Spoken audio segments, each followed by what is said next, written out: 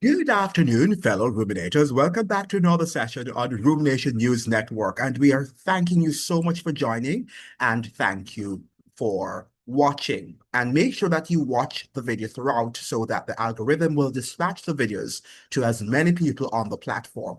Very important that you do that. Now, our title for this afternoon's discussion is Grenada's PM stalls US radar deal. What's he afraid of? That's Prime Minister Dickon Mitchell.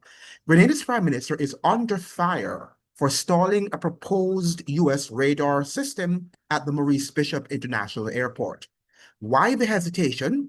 And what's really behind Washington's push for more military presence in the Caribbean? In this episode of Rumination News Network, we explore how US defense projects are expanding from Guyana to Grenada and what this means for regional sovereignty, intelligence gathering, and national security. Is this radar system about defense or control? Watch, comment, and share your thoughts below. Welcome to another important session with the Rumination News Network. Now, we are hearing coming out of Grenada that Prime Minister Dickon Mitchell used the opportunity of parliamentary debate on Tuesday to update Grenadians on a US request to establish a radar system to monitor nearby Venezuela. And he gave clear signals that talks are at a very advanced stage. Saying that no decision will be made in secret, Mitchell stated that Grenada received a formal request from the Trump administration in August to establish the site at the Maurice Bishop International Airport. However, no final decision on the request has been made by him or the cabinet as yet. Now, why is this a stalled decision? Why is he stalling the decision, especially if the decision is in its final advanced stage, according to him? Now, we know that many of our Caribbean leaders have got to toe the line with Washington.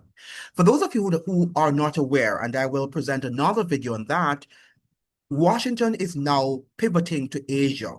The Washington's pivot to Asia means, therefore, that the United States is now shifting the war on terror from Asia, particularly the Central Asian countries, to its shores. It is saying that it has enemies within that are dangerous to US national security.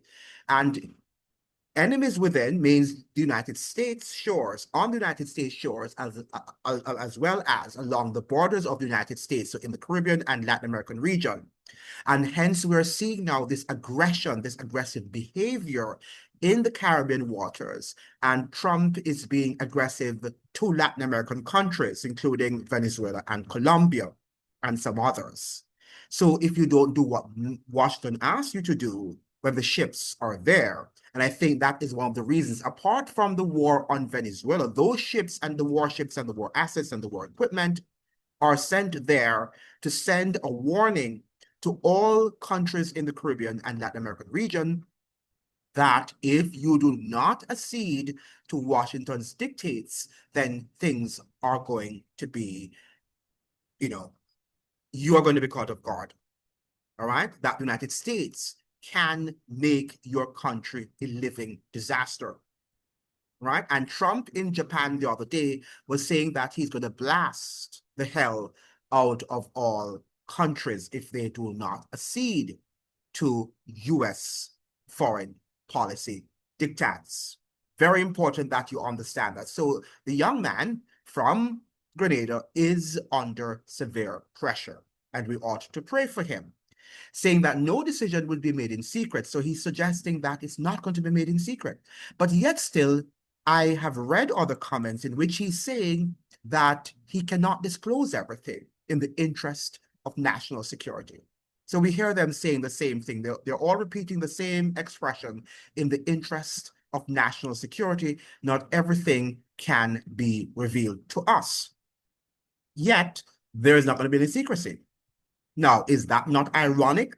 Or you can't have your cake and eat it at the same time. And our prime ministers and presidents are using the war and this war tactic in terms of national security to hold back on things that they should not be holding back on. And these are things that we're looking at. Now, his parliamentary update has come amid a groundswell of opposition to the setting up of the radar, with many Grenadians, including NGO activists, arguing that the island nation should stay clear of the big power geopolitics of U.S. plans to take some form of military action against Venezuela. Washington has argued that the presence of a massive armada of warships and fighter jets near Venezuela is there to curb narcotic traffic, mainly of cocaine shipments to the United States via Trinidad and other hemispheric nations. Now, is that true? So Trinidad is also caught again in the web of deception. Critics say that the administration is using drugs as an excuse both to get rid of President Nicolas Maduro and to probably access the giant oil and gas sector for American companies. Okay, so that's what they're saying.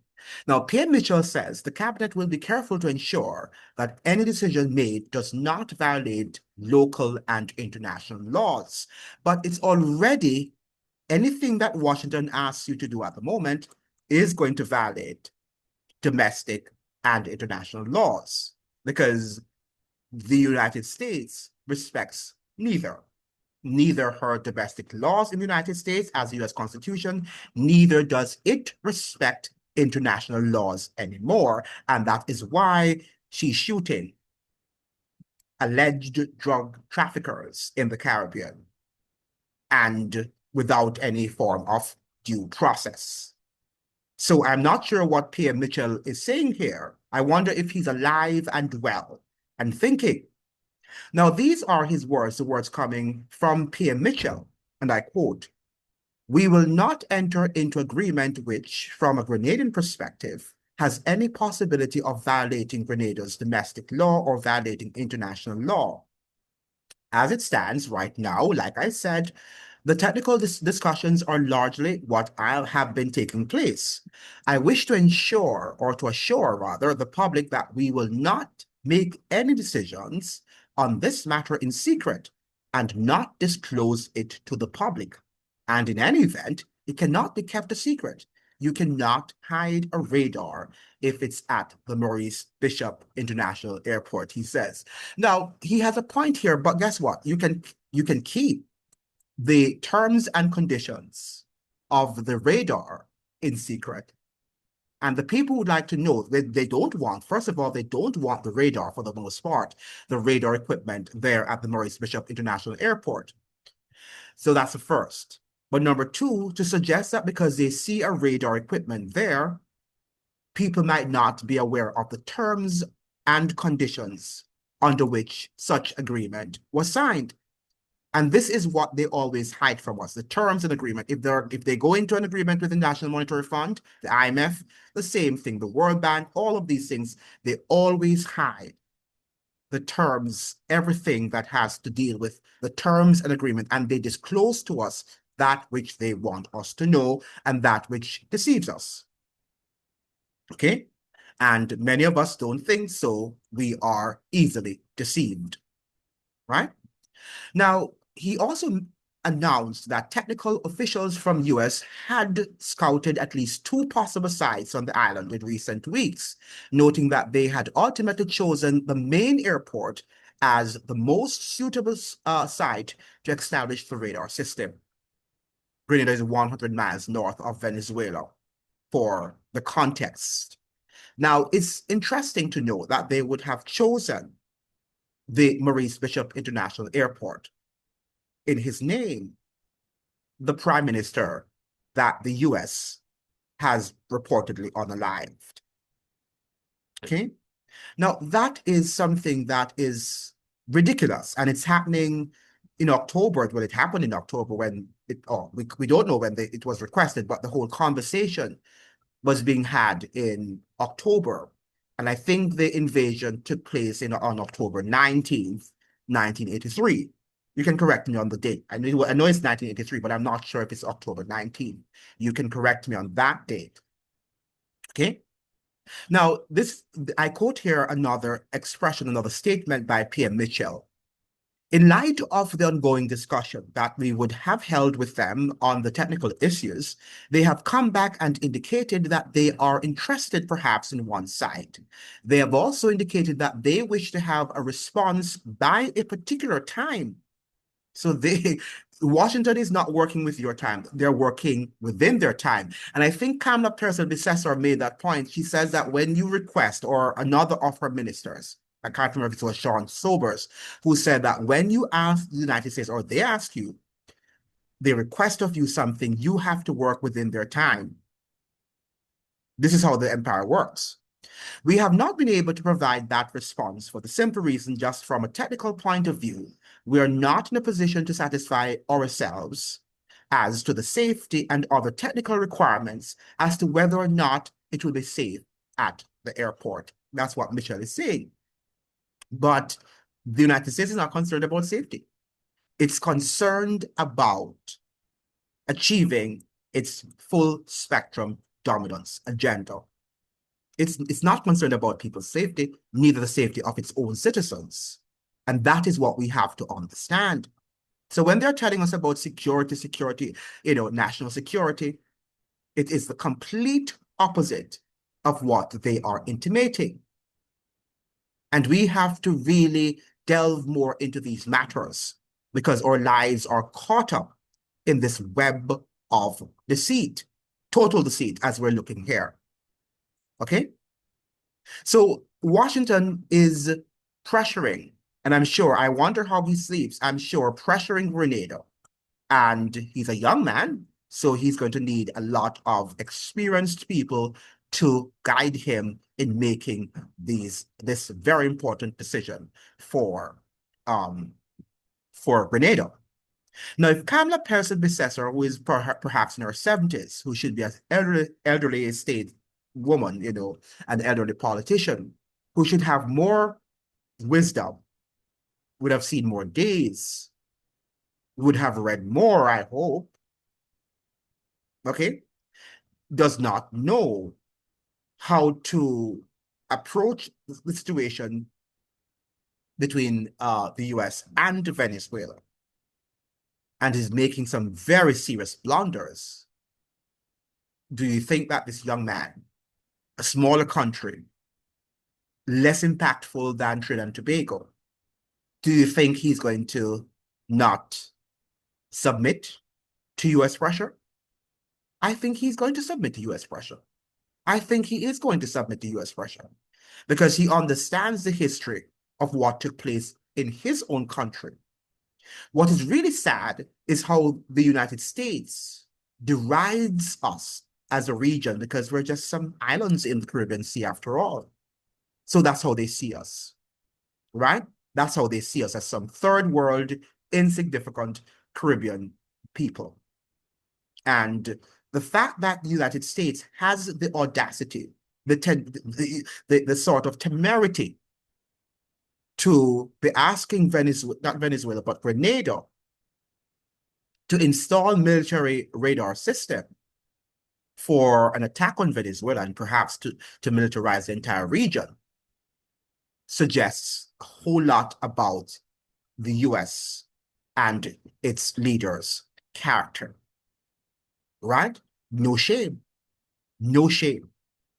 Because this is the fact that they unalived a former prime minister of Grenada, and that airport has been named in his honor, and that you are now saying we are going to install a symbol of US imperialism and colonialism at that airport, speaks a lot about how the US views the region. Speaks a lot.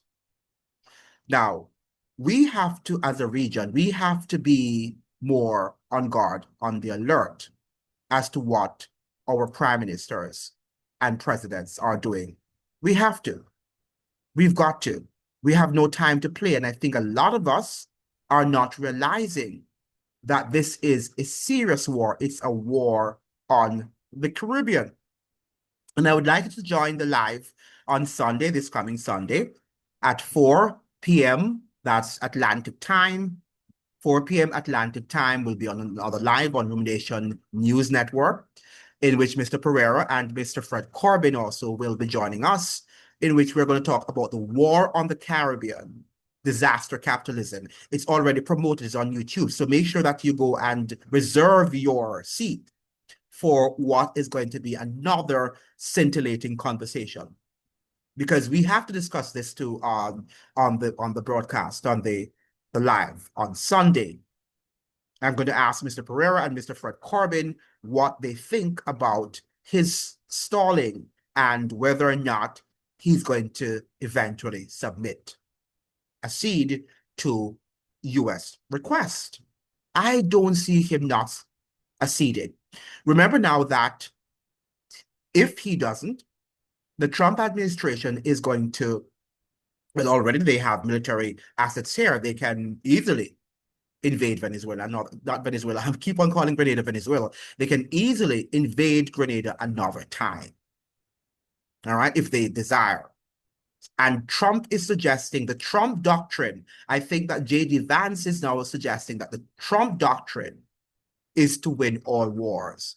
And do you know what they mean when they say to win all wars? To do it by force. Even if you have to disobey the principles of international and domestic laws, you're there to win by whatever means necessary. Okay? So we have to be sympathetic with the leadership, but what we need to understand is that because he fears also for his term in office, for his life, he cannot disclose the most important terms and conditions of this agreement. He only can say that it is at an advanced stage. Now, is either he's going to say yes or no. What advanced stage is he talking about? Okay? We don't know. We don't know. Because everything done is now done or carried out in secrecy.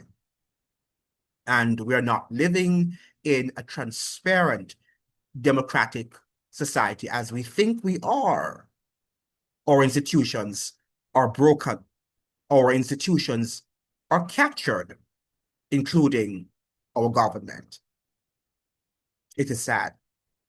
It is a sad day for the Caribbean when most now, when we need our institutions to work now more than ever, they're broken and they're not working. Can you imagine? It's like a storm. When you need the roof to shelter you from the storm, the storm takes the roof, hits off the roof and you're just left open to the storm. That's where we are now.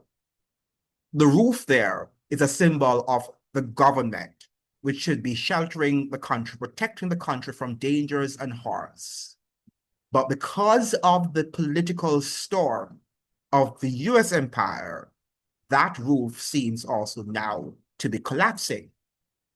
And we are left bare, naked, and we won't be able, apparently, to shelter from the political turmoil and storm that is on its way, right?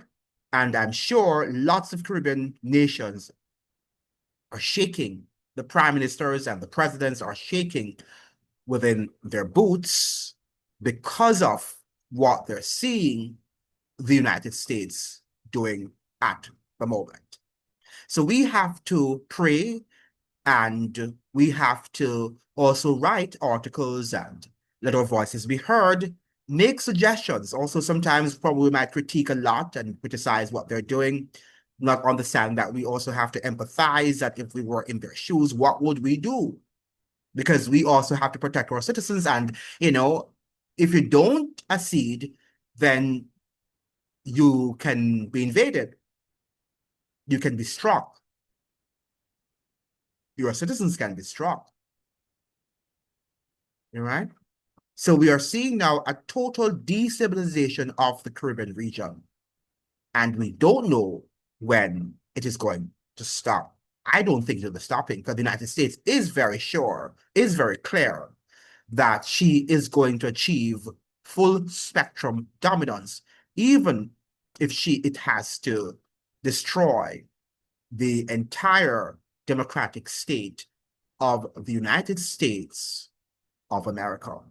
Thank you so much for joining. I hope that you'd like, share, and subscribe. Like the video so the videos can be shared with as many people on the platform. And what would you do if you were to be in the seat of Prime Minister Dickon Mitchell of Grenada? What would you do? Please leave some of your suggestions, your comments in the comment section. And I'll read some of them if they're very good, so that Mr. Mitchell can hear and, probably think about them so that he can make a solid, intelligent, and decisive, step toward protecting the shores of our sister and Caribbean nation, Grenada. Thank you so much for joining, ladies and gentlemen. See you in another one. Ciao.